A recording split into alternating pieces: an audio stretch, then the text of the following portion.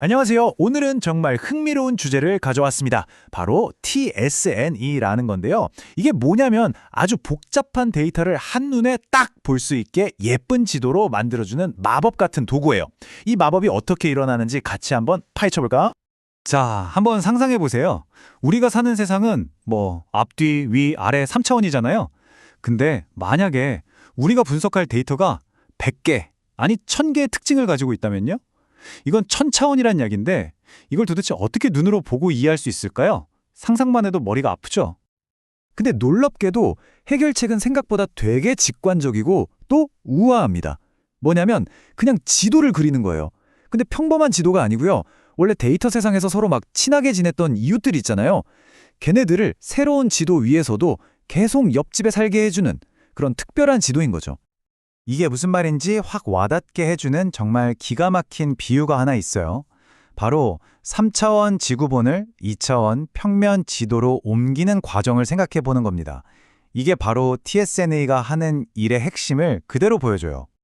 자, 여러분이 분석하려는 그 복잡한 데이터가 이 3D 지구본이라고 한번 쳐보자고요. 지구본 위에서 한국이랑 일본은 가깝고 한국이랑 브라질은 엄청 멀잖아요. 이런 것처럼 여러분의 데이터들도 그 고차원이라는 공간 안에서 서로 간의 거리가 다 정해져 있어요. 어떤 애들은 가깝고 어떤 애들은 아주 멀리 떨어져 있겠죠. 그리고 TSNEA가 최종적으로 우리한테 보여주는 2D 그림이 바로 이 평면 지도인 거예요. 근데 여기서 진짜 중요한 게 있어요. 우리가 지구본을 평면 지도로 옮길 때 모든 나라 사이의 실제 거리를 완벽하게 보존하는 건 불가능하잖아요. 그렇죠? 하지만 뭘 지키려고 하죠? 맞아요. 가까운 이웃 관계는 어떻게든 지키려고 하죠. 그래서 지도 위에서도 한국하고 일본은 여전히 딱 붙어 있는 거예요. 바로 이겁니다. 네, 바로 이거예요. TSN의 진짜 목표는요, 모든 점들 사이의 거리를 막 자로 잰 듯이 정확하게 재현하는 게 아니에요. 그게 아니라 이웃 관계. 그러니까 원래 가까이 있던 애들은 계속 가깝게 둬서 그 동네 구조를 보존하는 거죠. 이걸 약간 시끌벅적한 파티장이라고 생각하면 진짜 쉬워요. 친한 친구들끼리는 자연스럽게 뭉쳐서 얘기하고 잘 모르는 사람들끼리는 좀 흩어져 있잖아요. 딱 그 모습 그대로 데이터를 배열해 주는 겁니다. 아니, 그럼 대체 이 똑똑한 지도 만들기가 어떻게 가능한 걸까요? 그 마법 같은 원리가 궁금하시죠? 지금부터 복잡한 수학 얘기는 잠깐 옆으로 치워두고요. 아주 직관적인 4단계로 나눠서 그 비밀을 파헤쳐 보겠습니다. 딱 이 4단계만 이해하시면 돼요. 첫째, 원래 데이터에서 서로 얼마나 비슷한지 계산하고, 둘째, 2차원 지도 위에서도 그걸 똑같이 계산해요. 셋째, 이 둘이 얼마나 다른지 비교하고, 마지막으로 넷째, 그 차이를 줄여나가는 거죠. 간단하죠? 자, 그럼 첫 번째 단계부터 한번 들어가 볼까요? 자, 1단계입니다. 일단 원본 데이터 그 복잡한 고차원 세상에서 시작해요. 알고리즘이 모든 데이터 포인트를 하나하나 살펴보면서 이런 걸 계산하는 거예요. A라는 점에서 봤을 때 저기 있는 B라는 점이 내 이웃일 확률이 몇 %지? 당연히 거리가 가까우면 이웃일 확률이 높겠죠. 이거 약간 소셜미디어가 저랑 관심사가 비슷한 사람을 친구로 추천해주는 거랑 원리가 아주 비슷하다고 보시면 돼요. 자, 이제 2단계. 깨끗한 2차원 도화지를 하나 꺼내요. 그리고 처음에는 그냥 점들을 아무렇게나 막 흩뿌려 놓습니다. 그리고 여기서도 1단계랑 똑같이 점들 사이의 이웃 확률을 계산해요. 근데 여기서 아주 특별한 도구가 등장합니다. 바로 T분포라는 건데요. 이게 뭐냐면 점들이 막 한가운데 빽빽하게 뭉쳐서 교통체증 일으키는 걸 막아주는 역할을 해요. 가까운 애들은 좀 떨어뜨려 놓고 먼 애들은 좀 땡겨와서 전체적으로 보기 좋게 널찍하게 퍼진 지도를 만들어주는 아주 중요한 장치라고 할 수 있죠. 자, 그럼 이제 우리 손에 두 종류의 지도가 생긴 거예요. 하나는 원본 데이터의 진짜 이웃 관계도고 다른 하나는 2D 도화지 위에 대충 그려본 임시 이웃 관계도죠. 3단계는 뭐냐? 이 두 지도를 비교하는 겁니다. KL 다이버전스라는 어려운 이름의 도구를 쓰는데 이건 그냥 두 지도가 얼마나 똑같은지 점수를 매기는 거라고 생각하시면 돼요. 점수가 0이면 완전 똑같은 거고 점수가 높을수록 많이 다르다는 뜻이에요. 그럼 우리의 목표는 뭘까요? 당연히 이 점수를 0에 가깝게 만드는 거겠죠. 드디어 마지막 4단계. 바로 여기서 진짜 마법이 일어납니다. 알고리즘이 아까 그 KL 다이버전스 점수를 낮추기 위해서 2차원 지도 위에 있는 점들을 아주 조금씩 움직이기 시작해요. 이 과정을 수천 번, 아니 수만 번 반복하면서 점들이 스스로 가장 이상적인 자리를 찾아가게 만드는 거죠. 마치 자석이랑 스프링으로 연결된 구슬들이 막 흔들리다가 결국 가장 안정적인 형태로 딱 멈추는 모습, 그런 걸 상상하시면 됩니다. 그럼 구체적으로 어떻게 움직이느냐? 간단해요.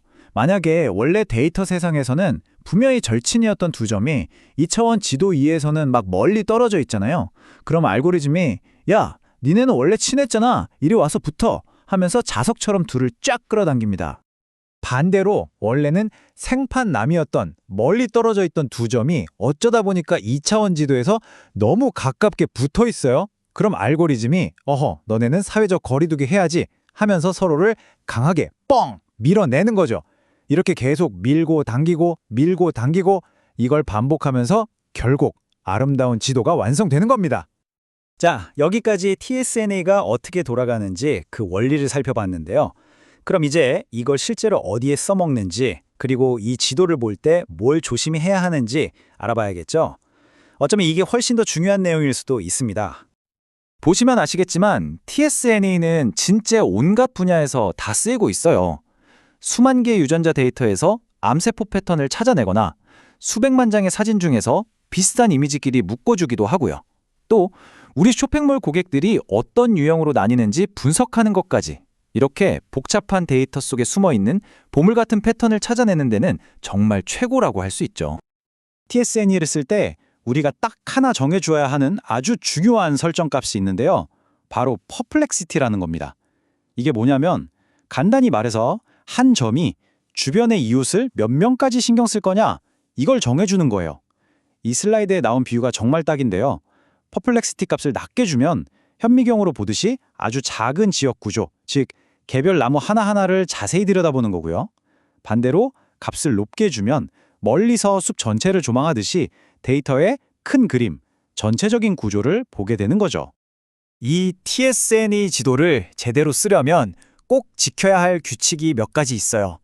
해야 할 것과 절대 하면 안 되는 것. 먼저 퍼플렉시티 값을 여러 개로 바꿔가면서 여러 번 돌려보는 게 정말 중요해요. 그래야 진짜 패턴을 찾을 수 있거든요. 하지만 절대 하면 안 되는 것이 있습니다.